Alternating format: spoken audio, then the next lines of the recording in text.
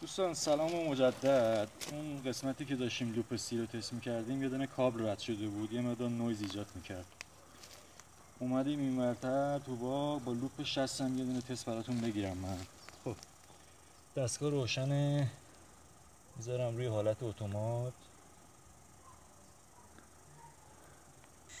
لوپ رو هم زیاد میکنیم، حساسیت رو هم زیاد میکنیم.